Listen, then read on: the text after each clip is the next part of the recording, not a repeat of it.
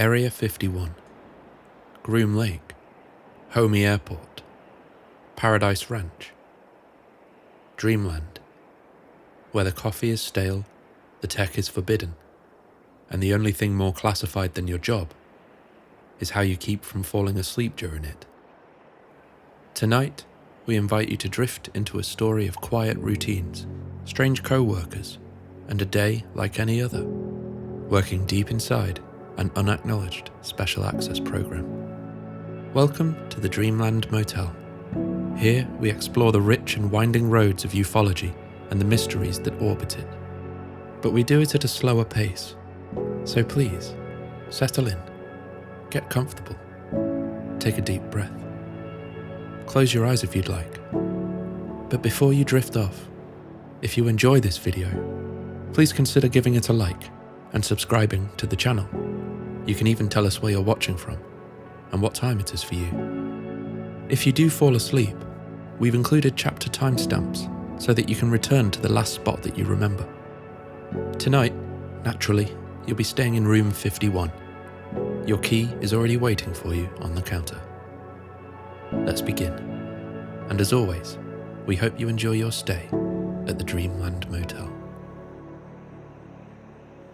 It's the dead heat of a Nevada summer, 1996.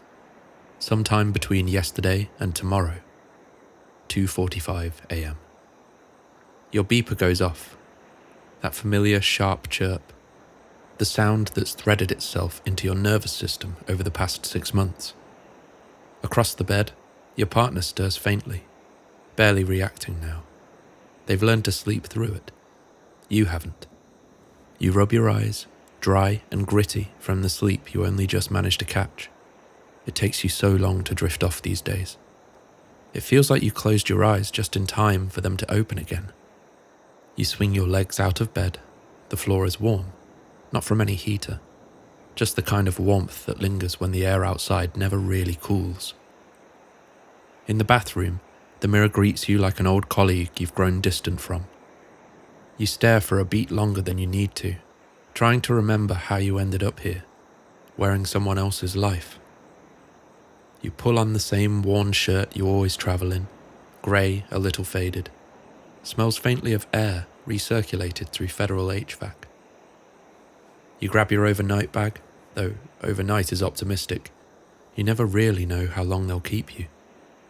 And then, carefully, quietly, you ease the front door closed behind you and step into the still, breathless dark. Your car, a sun-bleached mid-range sedan that somehow smells like both mint gum and ozone, coughs to life. KKLZ 94.7 FM bursts into the silence. Sad But True by Metallica. Of course. You drive the same route you always do, Spring Valley to McCarran Airport, past shuttered diners and flickering neon, through sleepy suburban neighborhoods where every window glows blue with static TV dreams. The city recedes behind you, replaced by the black silence of the desert. As you pass the final gas station before the airport turn-off, you catch yourself thinking, again, about the decisions that got you here. A degree in electrical engineering, you told yourself it was to push the limits of human understanding. You were going to change the world, solve gravity, invent the future. Instead, most of your career to date has been spent filling out malfunction reports for machines no one's supposed to know exist. You once calibrated a field displacement unit by hitting it with a boot. A literal boot. So yeah, technically, you are working on the frontier of science, just not the part they put in the textbooks. You pull into the usual car park on the west side of McCarran Airport, just behind Terminal D. There's no sign, just a small gatehouse, a faded barrier arm, and a tired-looking guard who doesn't ask for your ID anymore. He should, technically. But by now, he just gives you a nod. The same nod he gave you last time and the time before that. You park, grab your bag, and head inside. The Janet terminal feels like a time capsule, cold, clinical, and stubbornly unchanged. Fluorescent lights flicker overhead, buzzing with about as much energy as you'd expect from a place pretending not to exist. There's a vending machine near the wall with buttons that don't match the items behind the glass. You stopped trusting it after you realised the peanuts it sold you on your first visit had expired 4 years earlier. You check in with your driver's licence. Your actual clearance ID isn't allowed to leave the base. It stays there, like everything else they don't trust you with. You take a seat in a row of hard plastic chairs that look like they were designed to punish the waiting. Across from you sits a man in desert camo. He's holding a duffel bag, like it might try to leave without him. You've seen him before, probably on the flight, or maybe on base, but no one makes eye contact. You've both read the paperwork that says you've never met. The room smells faintly of plastic and dust-filtered air conditioning, the kind of stale that only builds up in rooms designed for waiting and not remembering. Eventually, a man in a pilot's uniform steps through the side door and gives the nod. That's all it takes. You and 4 others rise in unison and follow him out onto the tarmac. There, waiting in the haze of floodlights, is the plane. The Janet 737. No airline markings, just a charming single red stripe down the fuselage. You climb the stairs in silence and take your usual seat, the seat you always take for absolutely no reason. 3rd row, window, left side. No one talks. No one really wants to. As the engines spool up, you glance back through the window. Las Vegas is still lit up in the distance, a blinking arcade of forgetfulness, blissfully unaware that 5 people just vanished into the sky. Just a few miles away, someone's having the most exciting moment of their year, hitting a small jackpot at 3 a.m, half drunk on cheap vodka, and the illusion that something important just happened. But anyway, you got to 8,000 feet, with no announcements, no boarding pass, no destination, just altitude and silence. There's a strange ritual on these flights. Someone always cues up a song over the tannoy. Last time, it was Coming to America by Neil Diamond. This time, it's Living in America by James Brown. It loops quietly in the background, like someone forgot to turn it off. You wonder if it's meant to inspire something, or just remind you where the paperwork lives. The landing is uneventful as always, smooth, silent, unacknowledged. The plane touches down on a runway that doesn't appear on civilian maps, lit only by a string of dull blue lights that vanish into the desert. You disembark the plane into air so dry it feels sharpened. The desert has sucked every last drop of moisture from it, leaving only dust, heat, and a faint tang of scorched rubber and turbine breath. You can taste the sand before you see it, mineral, bitter, ancient. The mountains on the horizon are black silhouettes, still and disinterested. The sun won't rise for another hour, but you already feel the heat staging its return just beneath the surface. An unmarked shuttle bus idles just off the tarmac. Actually, 2 of them. Identical, except for the fact that one has its windows completely covered. 4 of you, including yourself, are directed toward the first bus. The 5th passenger, the one whose eyes look like they haven't closed in months, gets silently ushered toward the other. No one explains, and no one ever does. Both buses idle, always idling. You wonder if they ever get turned off. The driver, a pale man in mirrored sunglasses, despite the hour, doesn't say a word. He just pulls away, the wheels crunching over gravel that doesn't echo. Even after the plane finished taxiing, the base still looked miles away, a shimmer on the horizon that refused to come into focus. Now the lights approach slowly, a faint scatter of amber and blue, barely distinguishable from the stars above. As the shuttle rolls forward, shapes begin to form. Low-slung buildings, fences within fences, hangars sealed like vaults and labelled only with cryptic stencils. It feels less like a unified facility and more like a collection of competing secrets. Each compound seems to belong to someone else, a different agency, a different contract, a different layer of denial. Cameras perch on the corners of every single structure, pointed in every direction, including toward each other. They don't just watch you, they watch each other watching. You pull up to the processing building. Same dull beige as every other structure here. Someone once joked that it was the only colour that didn't trigger the alarms. Inside, you line up, single file, like school children or suspects. The intake officer greets you with the warmth of a man who knows your clearance level, your blood type, and how many times you've signed this form in front of you. He tells you to place your index finger into the scanner. It takes about 10 seconds to process, just long enough to remind you that even billion-dollar black sites don't upgrade their RAM. Eventually, your security clearance card pops out the slot on the side of the machine. It always feels warm and freshly printed, like they destroy them after every visit. A quiet reminder that your time here isn't permanent, disposable, interchangeable. You could just as easily not come back, or worse. The intake officer takes your bag next. Sometimes you get it back, but most of the time, he slides a small plastic chip across the counter. It has a number on it. No name, no details, just the number. Like you've checked into a hotel where forgetting your luggage is part of the service. You sign the same NDA you signed last time, and the time before that. You know it by heart now, though it changes a little every time. You step through a scanner that hums like it's trying to remember you. Then it's onto the scales, electronic and incredibly precise, down to the gram. They log your entry weight every time. With each visit, you've gotten just a little bit heavier, and you make the same tired joke to the intake officer. Could be all the red tape. That stuff weighs a ton. He doesn't laugh. It always makes you think of a fat camp weigh-in, except no one cheers when the number goes down. At home, you never bother checking, so whenever you arrive here, you end up telling yourself that you'll start eating more salads when you get back. But over time, the only thing that's gotten any lighter is your optimism. The scales beep, and then, just like that, you're in. Again. On your ID badge, there are coloured tags, thin strips near the bottom edge that correspond to painted lines on the floor. You're told to follow them, always. You've heard horror stories about the people who didn't. One was supposedly found 3 days later, still walking in circles. Another was never found at all. You're never sure if those stories are just warnings, or part of the base's informal onboarding ritual. The lines themselves are always freshly painted, bright and glossy, like they'd only dried minutes ago.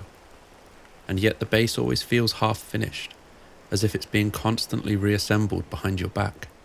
In just 6 months, the rate of expansion has been staggering. Buildings that were once on your left now appear on your right. New corridors bloom where walls used to be, and nothing ever seems to stay where it was. Sometimes you wonder if it's just your memory. Other times, it feels like you've stepped off the plane into a slightly different timeline, one where the blueprints got shuffled, and reality forgot which version of the base it was supposed to load. There are more colours now than when you started. Red, blue, green, violet. A new pale orange that nobody has explained yet.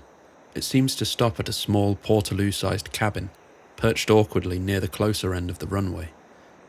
Your colour, yellow this time, though it seems to change every visit, snakes away from the processing room, quickly disappearing into a winding network of nondescript buildings and oversized hangars. You can't help but think of the Wizard of Oz. Follow the yellow brick road. Except at the end of this one, nobody's handing out courage, and you're pretty sure the wizard either went mad years ago or was vaporized halfway through an experiment no one dares to re-attempt. After all the paperwork and human processing, it's barely 6 a.m, and you already feel like you've worked a full shift. As you follow your designated path, you walk carefully. Every so often you glance up, and there it is, the first light of the sun breaking behind the mountains. The jagged ridgelines glow like the edges of a torn photograph, cutting the sky into brilliant fragments of orange and silver. The morning haze catches fire for a moment, like whoever is responsible for the floor lines had a little peach and gold left over and gave it to the sky. It's awe-inspiring, and for just a few heartbeats, you feel like you're doing something truly majestic with your life, something vast and important. A reminder that even the most secret corners of the world still borrow the same sunrise. It's a brief moment of clarity. To be honest, you're not entirely sure when you'll see the sun again. After a few minutes of walking, slower than you probably should, you reach a familiar door, set into the side of a massive hangar. The hangar looms ahead like a grounded leviathan, all matte grey steel and riveted panels, its surface pitted with the memory of desert winds and quiet renovations. Faded stencils cling to the outer wall, half scraped off or deliberately obscured. The door itself is unremarkable, olive drab, chest-high keypad, no handle, just a dull rectangle inset into something impossibly large. You know what lies behind it, mostly, or at least you think you do. You scan your pass, it doesn't beep, it never does. Just a mechanical click, soft and final, before the door releases and swings inwards on a perfectly silent hinge. Inside the hangar, the main attraction is a dusty old F-117 Nighthawk. There's seemingly always someone working on the engine, same coveralls, same toolbox, same bored expression, but so much dust has gathered on the wings, it's hard to believe it's flown in years. You can't help but wonder if the mechanic's only job is to pretend to be working on it, just in case someone without clearance walks in and needs something boring to focus on. You continue to follow the yellow paint. It runs beneath the door you entered, then threads its way past the aircraft, past the mechanic who doesn't look up, and past a photo crookedly framed on the back wall. A simple portrait of an empty chair, plastic, standard issue, lit from above like a prize. A plaque beneath it reads, Employee of the Month, July, classified. Somebody's idea of a joke. The painted line continues, slipping under another doorway, this one smaller, older, leading into what looks like a converted workshop. Concrete walls, a low ceiling, a single flickering fluorescent overhead. Focus on it too long, and you start to feel nauseous. There's a row of old shadow marks on the far wall, dark outlines where rusted tools used to hang, long since removed, but still ghosted into the paint. At some point, an additional wall was built, dividing the room in two. A single glass window was installed at eye level, a retrofit observation panel with thick framing and the faintest hum of electrified tint. Two chairs sit facing the glass. One is empty, the other is occupied. The man in the chair doesn't look up when you enter. He sits completely still, hands folded in his lap, eyes fixed on the glass, not blinking much, not speaking, just watching. He's older than you by maybe a decade, but the job has blurred the edges. His hair thinning in patches, posture wilted slightly to the left. His ID badge is clipped to his shirt, spotless, government issued, bearing nothing but a photo, a barcode, and a clearance code. No name, just the number. You've seen him a few times in passing. You do actually know his name. There's seemingly no issue taken with exchanging pleasantries. Technically, anonymity is part of the protocol. The lack of names on ID badges makes that clear, but the rules have somewhat relaxed over time. Or maybe no one bothers enforcing them anymore. Still, after the first changeover with a fresh face, the small talk doesn't tend to happen again. Not out of rudeness, just a kind of quiet erosion. The observation schedule is clear. 6 hours on, 6 hours off, for 6 days before being debriefed. At least that's what the paperwork says. In practice, no one ever really knows how long the shifts run. The clocks aren't always reliable. Sometimes the replacements come early, sometimes they don't come at all. In effect, you simply carry on until you're relieved. You trade off like lighthouse keepers, each arrival treated with the same solemnity of a changing of the guard. No ceremony, just presence.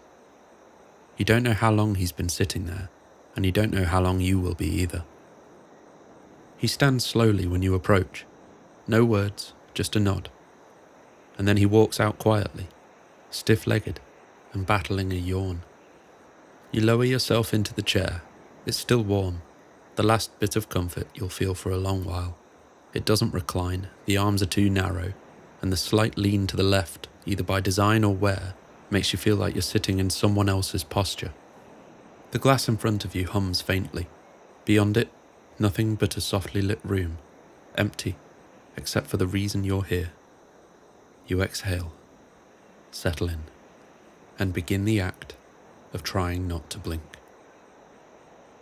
You've seen it before, plenty of times. It's the only reason you're here, the only reason any of this exists, and yet it looks like nothing. A small pyramid-shaped stone, rough in texture, dark grey, perfectly proportioned. Too perfect, if you think about it for too long. But you don't. You've already stared at it for hours, days, weeks maybe. And like everything else in this place, it's become part of the background. Familiar, boring. The most interesting thing you've never seen do anything. It's your first day back on base in a few weeks, so you reach for the briefing folder in front of you. A refresher mostly, but also maybe to see if there's anything new you should know. A change in protocol, an addendum, some sign that whatever this is, it's heading somewhere. The folder is thick, too bulky if you ask anyone who's done this more than once. The cover is unmarked, but you know the weight of it by feel. Beside it sits a notepad, worn, softened at the edges by weeks of idle flipping. Some of the pages are half filled with half thoughts, some are blank. One corner has been turned into a flip book, a UFO abducting a cow, frame by frame, page by page, painstakingly animated by someone over an unknown length of time. A small pot of pens sits next to it. Some work, most don't, and the only way to know is to try them one by one. You let out a long, deep breath before opening the folder containing the briefing documents. You flip past the standard cover sheets, warnings, signatures, distribution lists that read like an obituary, and then finally, the briefing itself. Project Still Site. Observation Protocol Level 7A clearance only. Last revised the 12th of March 1996. Do not duplicate, do not remove, do not discuss. The first page doesn't tell you anything new, and then it's on to the origin summary. Artifact recovered in 1943 during a covert intelligence mission paralleling Operation Salam, led by German-Hungarian explorer Laszlo Almasi. The mission, originally intended to establish Axis alliances in North Africa, allowed Almasi's team unauthorized access to the Great Pyramid under the guise of wartime archaeological assessment. In an unlisted chamber sealed beneath the known structure, the team recovered a small, unnaturally precise stone pyramid, Subject 88A. The chamber's architecture has not since been replicated, and its internal geometry was described as non-Euclidean in field notes later redacted. Object was transferred to US custody in 1947 under joint OSS-British intelligence protocols, then reassigned to Project Still Site for continuous study. Documented phenomena of Subject 88A. The subject under observation demonstrates non-responsive behaviour while directly monitored. Movement occurs only when the subject is unobserved by all available means. Subject is non-reactive to light, temperature variance, magnetic interference, and human presence. Subject is impervious to all manipulation, regardless of the severity or method of applied damage. Subject will, when unobserved, move freely within the space it occupies. The size of the space appears irrelevant. The object has been lost on multiple occasions due to enclosures being left open. Current containment protocols require minimal spatial volume to reduce the risk of misplacement. Subject alterations do not persist unless observed continuously. Subject is reconstituted from liquid, powder, and vapor states. Subject does not appear to emit energy or consume mass to do so. All recovery events are silent. Subject demonstrates properties consistent with quantum non-locality. The physical composition appears consistent with common silicate rock under standard analysis. However, all advanced spectrographic sampling efforts have failed to reproduce stable results. Several attempts, and nearly a decade, were required to successfully extract and observe a single fragment due to persistent loss of observational continuity during handling. The recovered sample, now reabsorbed, exhibited both atomic structure and non-atomic lattice behavior, depending on the observer's method of review. Current classification: anomalous material of uncertain origin. Under no circumstances should the subject be considered inert. Under no circumstances should the subject's enclosure entry be left open. Experimental protocols. When engaging with Subject 88A, continuous direct observation must be maintained to prevent reversion to baseline state. Reversion has been documented to occur even during brief lapses in conscious observation, including involuntary blinking. During experimental procedures, all personnel must ensure that at least one observer maintains uninterrupted visual contact with the subject at all times. If blinking is unavoidable, personnel should either maintain tactile contact with the subject, which appears to preserve conscious continuity, or coordinate blinking intervals to occur out of phase with other observers. A validated workaround for the continuity problem involves video documentation of the procedure, followed by conscious playback by authorized personnel. Time elapsed between recording and observation appears to be irrelevant for maintaining event integrity. The briefing document then continues for pages. Notable reference experiments, long-form analyses, theoretical notes, observations going back years. You've read them, more than once. You have zero interest in reading them again. So you set the folder aside and turn to the latest page in the observation notepad. Today's observations. Midnight, subject stationary. 1 a.m, no deviation. 3:10, technician blinked. Subject orientation changed 3.5 degrees clockwise. You weren't given any new instructions when you arrived. No new forms, no revised clearances, no unusual requests. Given your assessment of the notepad, you assume it's the same job as last time. Sit. Watch. From your understanding, the subject has never been directly observed moving. Not once. Of course, you know it does move. The briefing made that clear, but no one has ever seen it happen. No camera has ever recorded it. No motion sensor has ever helped. The moment it's watched, it's still.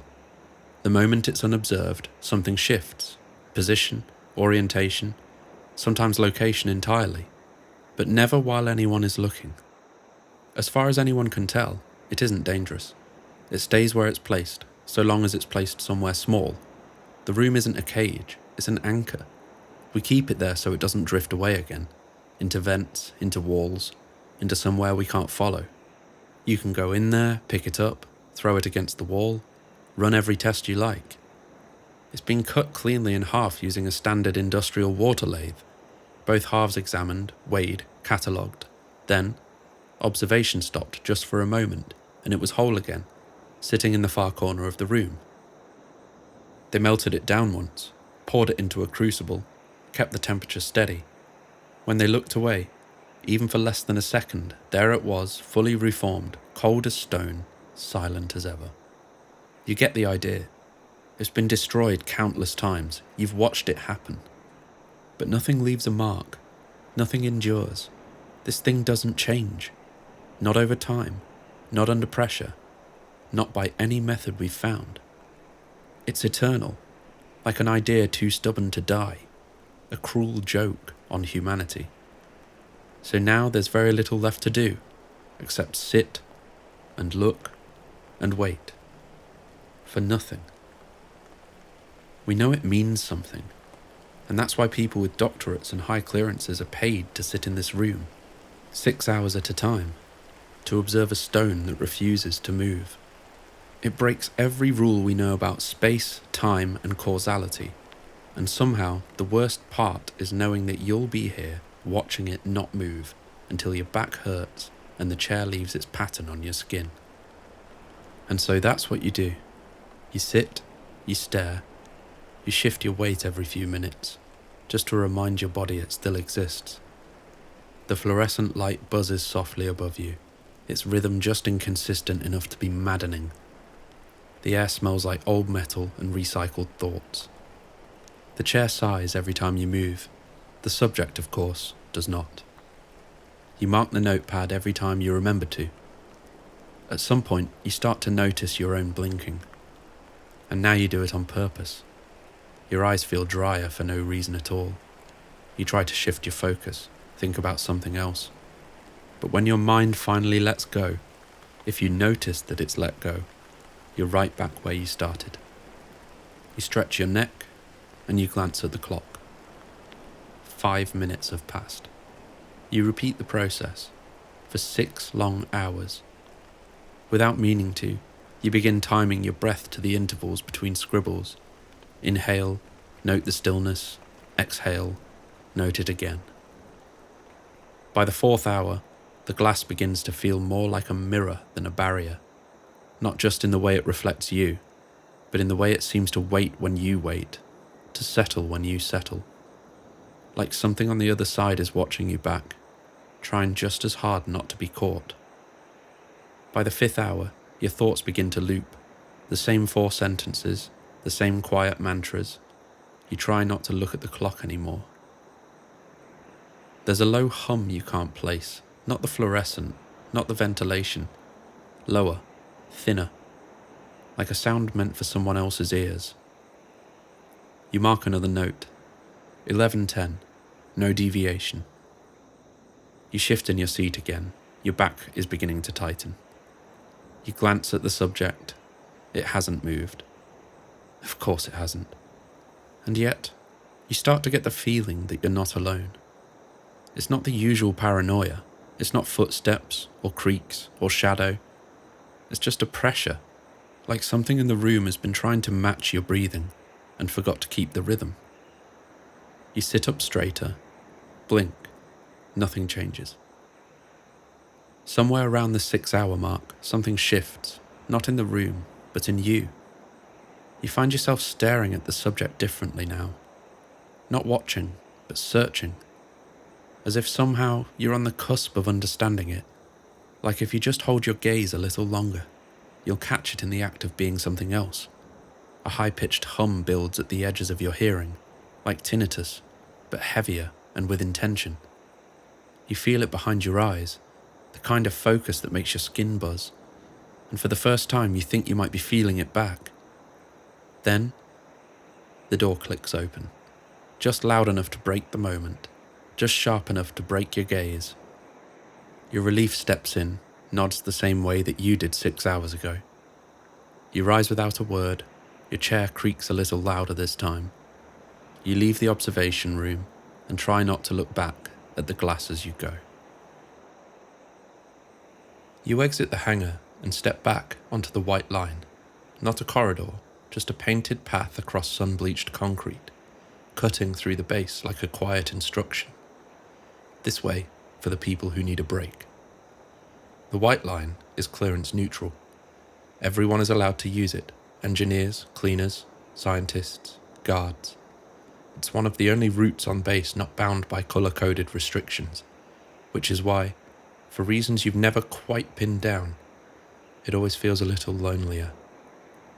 Towards the end of your shift, you felt it. The slow, creeping pressure of heat building inside the hangar walls. The way the air had started to taste metallic, as if the structure itself were beginning to radiate from the inside out. By hour 6, it felt like you were being slow-cooked. Not hot exactly, just steadily warmed past comfort. Every surface around you expanding by fractions of a millimetre and quietly pressing in. So when your shift ended, you thought stepping outside might offer relief. You were wrong. The air outside hits you like it's got a score to settle. Not just hot, hostile. The kind of heat that doesn't just lie on the skin, but shoves against it, invades it. The sun is nearly overhead now, casting short, sharp shadows and bathing everything in flat, merciless light. No depth, no softness, just radiant aggression from a sky that hasn't blinked in hours. It scalds your face before you've even left the shade. You squint against it, feel your skin react in real time, and for a moment you're not sure whether it's sweat or your resolve that starts to evaporate first. You close your eyes, not for rest, not yet, just to let your eyeballs recalibrate after being slow roasted and then flash seared. Then you carry on, following the white line as it curves past a row of utility buildings and leads towards the base's more humane spaces. You pass a chain-link enclosure humming with air conditioning units, a weather-worn sign that says canteen, and eventually reach the central facility, the staff common wing. Break rooms, rest areas, and the canteen. Showers that barely work but still feel like a luxury. It's quieter here, not silent, but human. Voices in the distance, a door swinging shut, the rustle of paper trays, and government-issued cutlery. The rest quarters are tucked behind a corridor that always smells faintly of solder and industrial soap.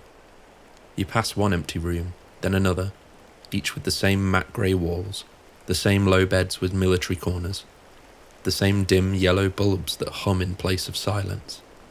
Your bag is waiting for you on the footlocker at the end of your bunk. It's the one piece of continuity that doesn't feel monitored. You sit on the edge of the bed and exhale through your nose, as if the shift itself might still be clinging to your skin.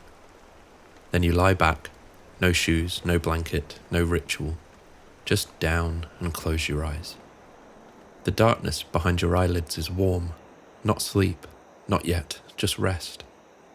The sensation creeps in slowly, moisture returning to your eyes, soaking into the thin layer that's been stretched dry by 6 hours of near-blinking discipline.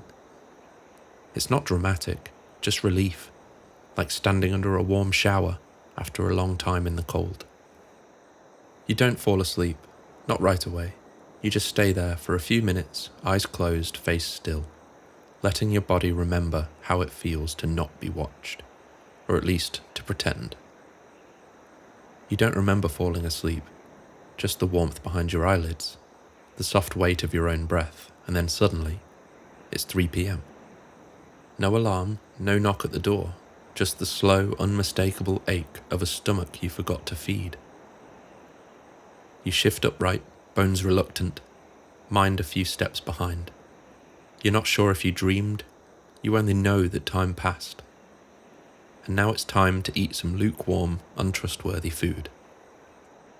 The canteen sits at the far end of the common wing, behind a set of double doors that always open a second too late, as if reluctant to let anyone in. Inside, it smells like reheated starch and overused refrigeration. The lighting is too bright in places and flickers in others, casting a pale shimmer across the serving trays, like heat mirages. Most of the tables are empty. A few scattered personnel sit alone, hunched over identical beige trays, eating with the focus of people who aren't really tasting anything. No one talks. You've never heard anyone laugh in here. You grab a tray and begin the slow procession past metal containers filled with food. You take what you recognize, ignore what you don't, and sit at a table near the far wall facing no one. Grainy beef chili, something that used to be mashed potato, a bread roll so hard you could pass it off as intentional. The food is, of course, exactly as expected. Bland. Soft in the wrong places, strangely resilient in others. Functional. You finish your meal without ceremony. The tray goes where the others go, into the drop slot, swallowed by whatever system handles things like waste on a base like this. You still have about 2 hours before the next shift. Sleep is out of the question now. Your mind's too loud. Your stomach too recently disappointed. So you find a spot just outside the canteen, a narrow stretch of shade that edges up to the runway, a folding bench, some metal railing, the kind of place people go to be near outside without truly being in it. The air is dry, but merciful in the shade. You sit, let your arms rest on your knees, and think. About the object. About still sight. You've read the reports, sat through the briefings, listened to the theories passed around in low voices over bad coffee. Some say it's a weapon, though no one can say how. Others claim it's not an object at all, just a kind of breach in reality disguised as something physical, so our minds don't collapse trying to process it. You've even entertained the idea that it's alive, that it's watching you back, that the reason it doesn't move when you observe it isn't a flaw in it, but a flaw in you. You're still turning that over in your head when the voice crackles over the nearest PA. Eyes inside, now. You know the drill. A plane's coming in. Something with a name you're not cleared to know, on a flight path that doesn't officially exist. You step back inside the canteen without protest. Wait near the wall. No one speaks. After about 5 minutes, the light above the door blinks green. Clear again. You step back out, the same shade, the same slowly baking runway stretching toward the heat blur on the horizon. And still your thoughts spiral. What if the object isn't meant to do anything here? What if it's only a receiver, a silent witness? Worse, what if it's a mirror, not of your eyes, but the act of watching itself? And if that's true, what exactly is it showing back? The thoughts loop around like that for the better part of an hour. Every time you feel yourself getting close to something that makes shape of sense, the PA crackles again, eyes inside, now. It happens 4 times. Each time you step back inside, each time you wait near the wall, each time you step back out, the thread is gone. By the time the green light blinks again, you don't try to sit anymore. You just take one last breath of the heat and follow the white line back to the junction, where from there, the yellow paint takes over, your assigned path. You follow it in silence, watching it snake across the concrete toward the distant hangar. Like always, it leads you back to a door that only opens for people who already know what's on the other side. You scan your clearance and step through. The air inside the hangar feels heavier now, more metallic than warm, like recycled breath held too long. You follow the yellow line across the floor, past the still dusty Nighthawk and the mechanic who doesn't look up, past the photo that never moves, through the back door, into the room. The same glass, the same chairs, the same smell of filtered nothing. Your colleague is sitting in the chair, motionless but not asleep. His eyes are open, yet distant. You pause at the threshold for a moment before saying it. "Hey, do you ever feel like you're being watched?" He doesn't turn to look at you, just blinks once, slowly. "You're in the most secure facility in the world," he says, voice flat. "If you don't feel watched, then you know something's wrong." He stands, stretches his back until it clicks, and walks past you. As he does, he turns his head just slightly, enough to look at you. Not with curiosity or concern, but with something unreadable. Not a warning, not a smile, just a look that holds too long. Then he's gone, the door hissing shut behind him. You settle in for another 6 hours. No resistance this time, no fresh thoughts, just the weight of routine, accepted. You don't bother checking the time now. You already know how slow this is going to feel. The room is exactly the same. The air has that same still processed taste. The subject hasn't moved. Of course it hasn't. You don't watch it as much as occupy space with it. Somewhere in the second hour, you realize you've stopped thinking altogether. Your mind has gone flat, like the hum of a distant generator. And it's only then, when your attention lapses completely, that your body jolts, for no reason. You sit up straighter, eyes fixed. The object is exactly where it was, exactly how it was. But just for a second, you were sure it moved closer to the divide between you. You stare harder. Nothing. You don't write it in the log, not because you're unsure, but because once it's written, it becomes official, permanent, something for someone else to review, dissect, and question. And you're not ready for that. Not when even you don't trust what you felt. If you're wrong, you've invited scrutiny, maybe even a double shift, maybe worse. So instead, you sit there, still and say nothing. The silence feels sharper now, and closer. Every movement you make feels amplified. The rustle of your sleeve, the creak of the chair, the sound of your own breathing. It all becomes too loud. You blink, and it feels like you've done something reckless, like you left the door open, like something got in. You tell yourself it's nothing, that you're just tired, that 6 hours of stillness distorts perception. But now you can't stop tracking your own blinks, your own posture. You're aware of where your hands are, your ankles, your tongue. The object hasn't moved. Of course it hasn't.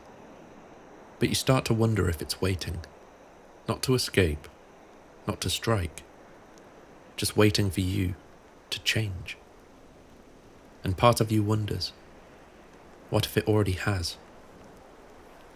Eventually, the door opens behind you, the same mechanical hiss, the same quiet nod from your relief.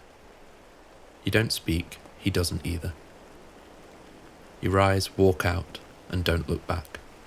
And for the first time since you arrived, you feel the air shift with you, as though something inside that room just relaxed. You step out of the hangar into the midnight air, and for once, it's still.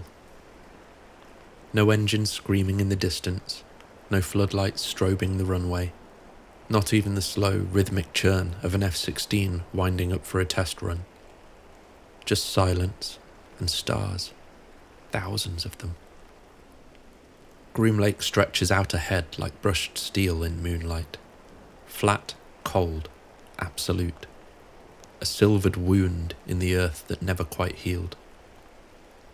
You take a few steps toward the edge of the concrete, where the base's boundaries bleed into gravel and dust. Beyond that, the desert begins again, patient and disinterested in what any of this was really built for. The sky is so clear tonight it feels unnatural. Every star hangs in place like it was put there for balance. Even the Milky Way is visible, a pale smear across the cosmos, a universe that forgot to wipe its lens. And then, just as you're about to turn back towards the quarters, you see them.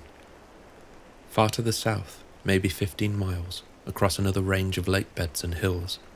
Lights. Must be a Wednesday.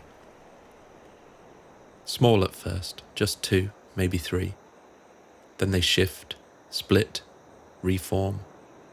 They dance, no, pivot. Like something in a vacuum, weightless, without inertia, free of anything that resembles aerodynamics. There's no sound, not even a wind. You keep watching, not out of curiosity, but because you suddenly realize you're not blinking.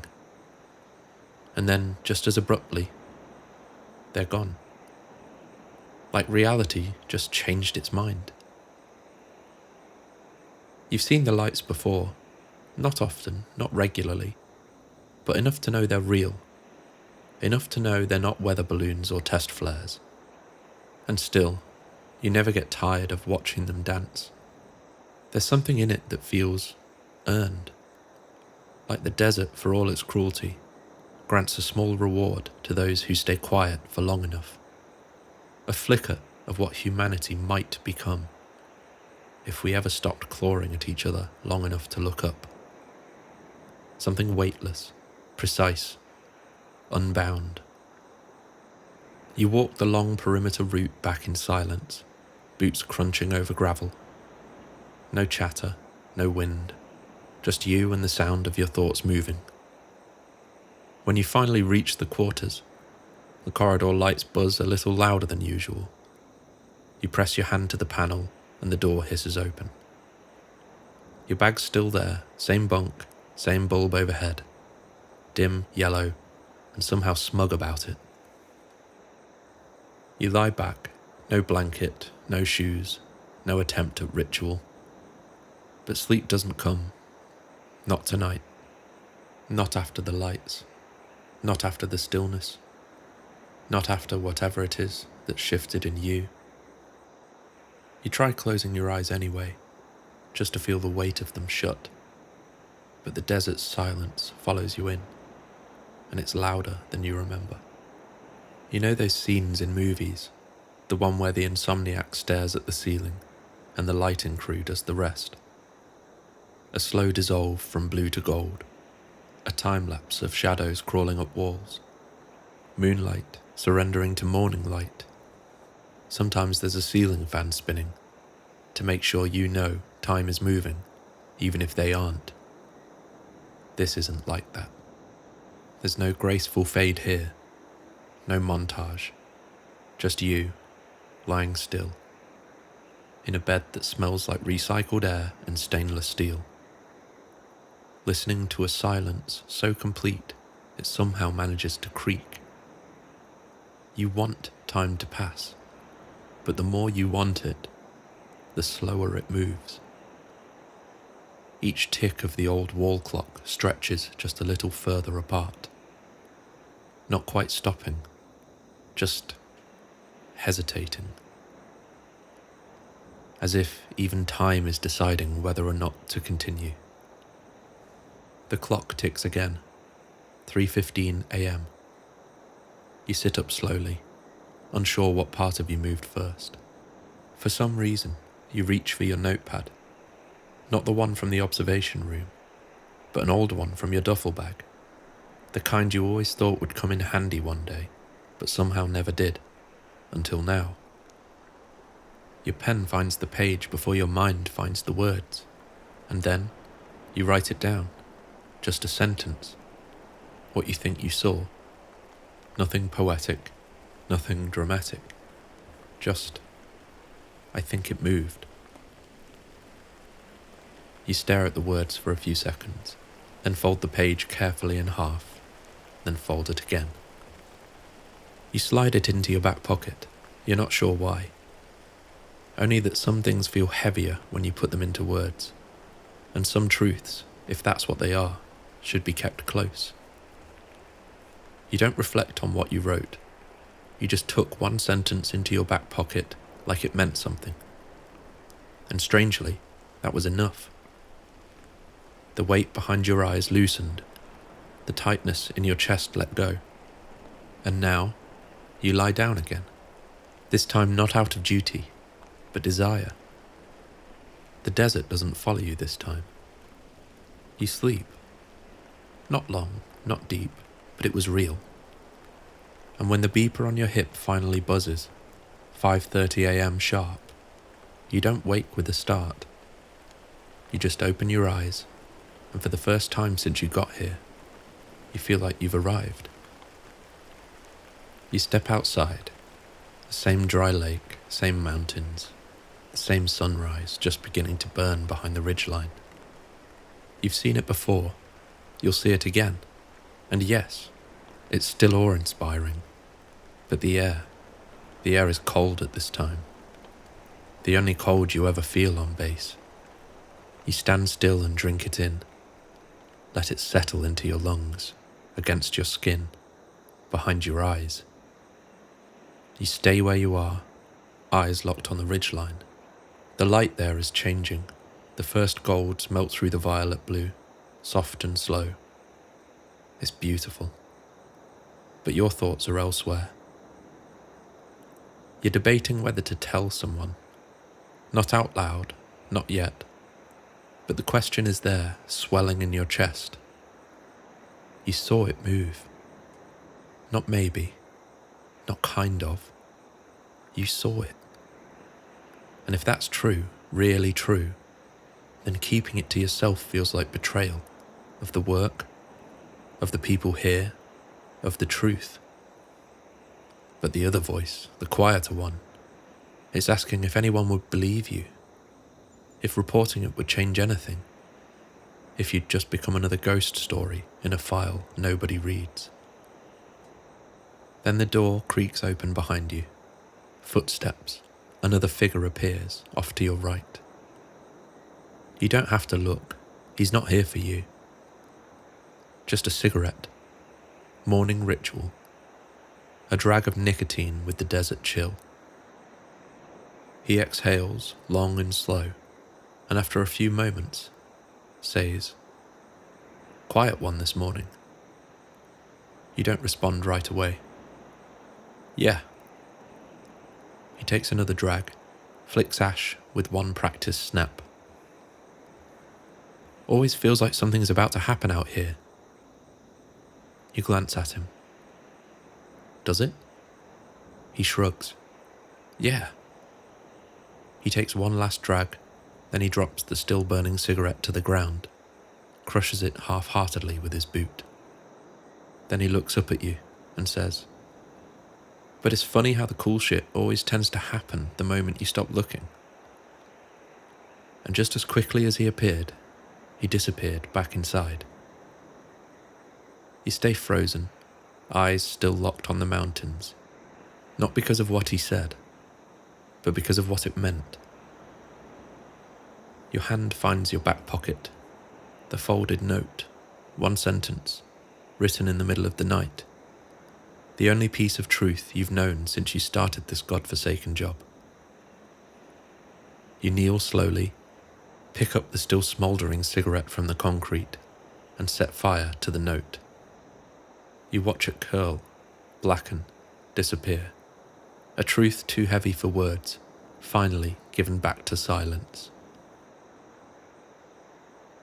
You walk slowly back across the concrete, the warmth of the rising sun already beginning to chase the night's cool from your skin. The painted lines guide your path, back towards the hangar that's become too familiar. The base is waking up. You can feel it in the low rumble underfoot, in the distant clatter of utility carts, in the PA system clearing its throat before it begins the day's noise. But here, just for a few more minutes, it's still quiet, still yours. The hangar looms ahead, unchanged. But this time there's no weight in your chest, no tightness in your throat at the thought of 6 more hours. You've made peace with it. This is your future, at least for now, staring into stillness, waiting for nothing. And strangely, there's nothing to mourn about that. You swipe your clearance badge, the light blinks green, the door slides open. You step inside once more. Inside, the familiar cool air wraps around you like a glove pulled from the freezer. You follow the usual route towards the observation room. Halfway there, you pass somebody headed the other way. Not the usual face. Not the guy from yesterday, at least. Older, maybe? Taller? Eyes like they've seen it too many times and still haven't decided what to make of it. As you approach, he glances at you, just for a second. Then, barely perceptible, a faint smile, and a slow, deliberate wink. You don't stop him, but your pace slows just a little as you watch him go. You carry that wink with you the rest of the way. The observation room is just as you left it. 2 chairs, 1 glass divide, and beyond that, the subject. Still. Perfectly still. You take your seat one last time. The chair's cold this morning. No residual warmth from the man before you. Just smooth plastic and steel, emptier than usual. No notes, no updates, nothing to suggest anything happened at all. The room hums around you, same as always, the dull throb of lights, the hiss of the cooling unit, the faint creak of old metal stretching in the heat. And there it is, the subject, right where you left it. Same position, same angle, same everything. You rest your arms on the desk and stare. Time doesn't pass so much as wander. The clock ticks, but you've stopped checking it. There's nothing you need from it anyway. You're not waiting. Something in you begins to slip, not abruptly, not dramatically, just edges softening, as if your outline is blurring, dissolving into the atmosphere. The hum of the room rises, not in volume, but in presence, like a tone only you can hear, not quite a sound, more like a frequency, a welcome tinnitus that doesn't irritate, but invites. You follow it inward, your breath slows, your thoughts lose their grip. Even your name, so solid, so practiced, feels foreign now, like it belongs to someone you used to know. You're still here, but the you that arrived this morning has begun to shed. You're not the observer, not the job, not the weight of the clearance badges or duty. You're just present. And for the first time, so is it. Without meaning to, you blink, once. Nothing changes. But something registers, not in the room, but in you. Your heartbeat, slow and steady, feels more precise than the wall clock's ticks, more honest, more real, as if, in this moment, your pulse is the only rhythm worth following. You don't dare shift your gaze. Even the act of breathing feels like it might disturb whatever this is, so you let it happen. The silence sharpens, not louder but more focused, like a camera lens pulling its subject into clarity. And again, another blink. Still, nothing moves. But now, even the idea of being someone who blinks, who watches, who records, it all feels impossibly far away. The boundaries that once defined you, job title, assignment number, the thin thread of a memory tying you to the outside world, all of it begins to dissolve.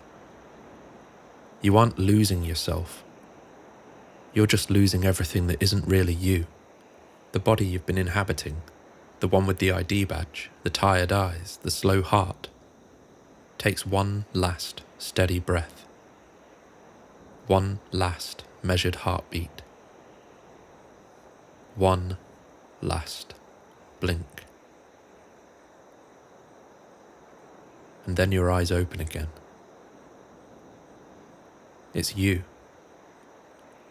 Not a reflection, not a metaphor, not a trick of the glass or a mirage in the hum of the room. You are still here, but so is you. Across the divide in the observation room's center. Same posture, same breath, same stillness. Watching you. No movement, no flicker, no reveal. Just you staring back. Not mirrored, not flipped. Just duplicated. Fact. And yet, the air doesn't change. It continues as always. The clock ticks on like nothing has happened. But everything has. You don't move, and neither does it. Because maybe now that's the same thing. It stands. No sound, no sudden movement, just the quiet, deliberate act of rising. The chair it occupies doesn't scrape or creak. It simply sits there empty. You don't move. Can't move. Your breath catches somewhere in your chest, half formed, because it's walking now, toward the glass. Each step is yours, the same weight, the same gait, as if it learned how to walk by watching you. There's no mimicry, no lag, no pantomime. This isn't a copy. This is you. And it stops, just inches from the divide. The glass window, always so cold, so industrial, suddenly feels fragile. Not because it's about to break, but because of what it's holding back. It raises its hand, your hand, fingers splayed, palm open, steady, and rests it gently against the pane. No fog, no heat, no sound, just pressure. An invitation. Your own hand, still at your side, begins to tingle. A magnetic pull, not physical, but something else. Like a memory you haven't lived yet, calling you forward. You don't reach up, not yet, but you feel it, deep in your bones, the truth of it. Not what it is, but what it means. You stare at the hand, its every line and contour impossibly familiar. You raise your own hand slowly, hesitant and unsure. It rises with the weight of something sacred. In your chest, a thud, not panic, something a little quieter. Like an echo finally returning. Your hand meets the glass. A perfect match, palm to palm, fingertip to fingertip. The temperature is neutral, but the sensation is electric. You feel like you're holding something alive, or being held by it. And then, eye contact. For For the first time you meet its gaze, your own eyes looking back. But not like a mirror. There's no delay, no reversal.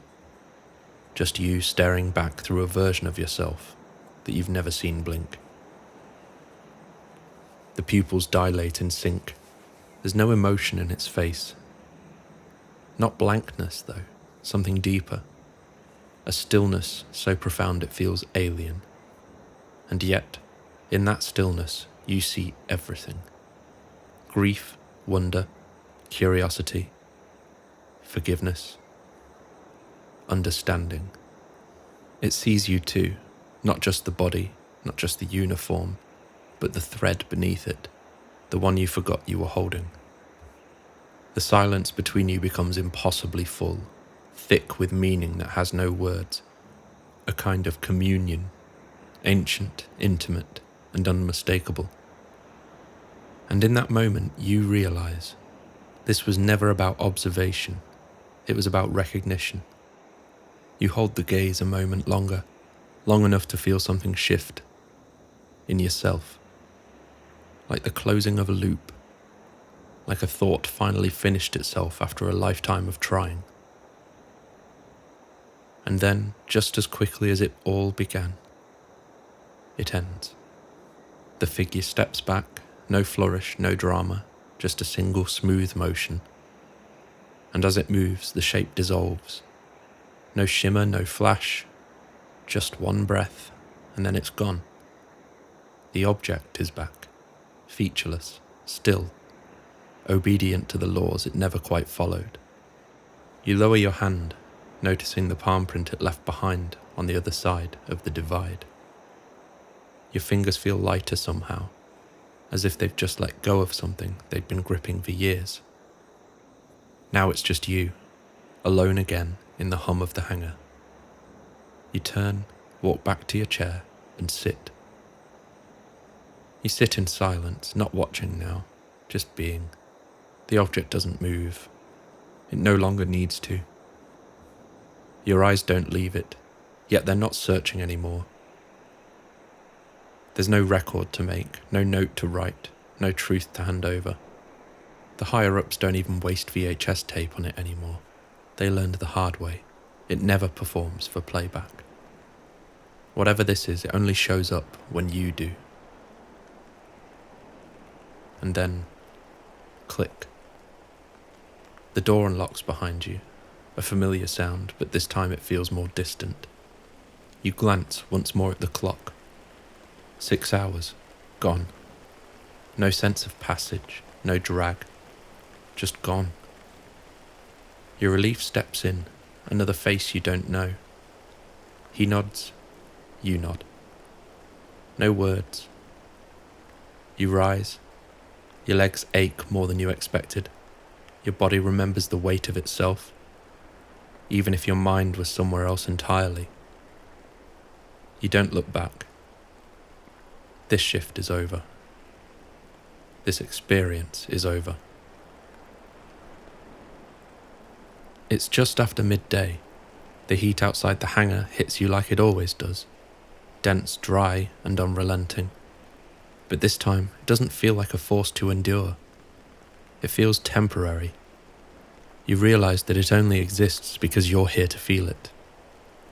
The painted lines on the concrete, so strictly followed, so confidently laid down, look more like suggestions now.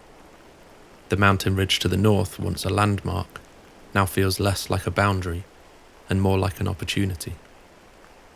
You catch yourself wondering if it even exists when your back is turned. You begin walking toward the rest quarters, already picturing the cold air, the dim lights, and the awful food. But you don't make it far. A voice stops you, firm but casual. You're done. You turn to see a guard standing just off the line, not someone you know, but familiar enough, same uniform, same expressionless tone. Flight's here, you're headed out. No explanation, just protocol. You nod, no questions. Because somehow, you already knew. You follow the line towards the processing building. It's quiet inside, like no time has passed since you arrived. The fluorescent lights buzz with the same indifference as always. Your duffel bag is already there, sitting neatly beside the scale. That used to unsettle you, a reminder that someone somewhere always knew your schedule before you did, always moving the pieces ahead of you. But this time, it doesn't feel like a violation. It just feels acceptable. You were just the one catching up with your belongings. You step onto the scale, standing tall out of habit. You smirk and laugh internally as you almost say the same joke you made the day before. How can this guy not find it funny? But no audience needed this time. A few seconds later, you're waved through. Good to go. You take off your ID badge and dispose of it through the slot on an industrial bin by the exit. You push the heavy door open and step out onto the tarmac. The Janet flight is parked and waiting. Engines humming low, stairs lowered, doors open, ready to not welcome you. Your ride back to a world that hasn't changed, even if you have. You board without looking at anyone. Nobody else on the flight this time, yet you sit in the same seat you arrived in. The engines spool up, low and even. The roar settles deep in your chest. The wheels leave the ground with a jolt, followed by the silence of empty airspace. And there it is, out the window, framed beneath the wing and the desert floor. The base, the winding concrete lines, the buildings with no names, and that hangar, that unremarkable hangar, exactly where you left it, like it always will be, and you watch it slowly shrink. The surrounding desert blurs, and then the mountains start to look like small hills you could scale in a few minutes. And just like that, it's gone. The place that gave you no answers, but left you with something far more dangerous, understanding. You lean back in your seat. The hum of the engine starts to lull you, pulling at the edge of exhaustion in your limbs, in your mind. But something catches your eye. Down by your boots, half tucked beneath the seat in front of you, a crumpled piece of paper, old, soft at the folds, like it's been handled more than once. You glance around and no one's looking. You reach down and pick it up. The texture surprises you, real paper, not standard issue. Something someone brought with them, kept with them, folded, unfolded, folded again. You open it slowly, carefully, like it might fall apart in your hands. Scrawled across the center, in handwriting so messy it borders on cryptic, but just clear enough to read. I saw it move. Your stomach doesn't drop, your pulse doesn't spike. Instead, there's this slow, warm recognition that creeps in. Not fear nor validation, just more understanding. The kind that feels older than you, older than this place, older than the paper in your hand. The lone inattentive flight attendant is sat in one of the many vacant seats further down the plane, sat unaware, relentlessly looking forward. You fold the paper back up, tuck it in your pocket, and sit back. Eyes closed now, but sleep is irrelevant. You've just been to Dreamland. Thanks for spending time with us here at the Dreamland Motel. We hope you've enjoyed this story. Please consider subscribing or leaving a review. It helps more than you know. You can also let us know what other topics you'd like us to explore in the future. We'll be back soon with another room, another story. Until then, rest easy. And remember, you don't find the truth by forcing it. You find it when you surrender the need to control it.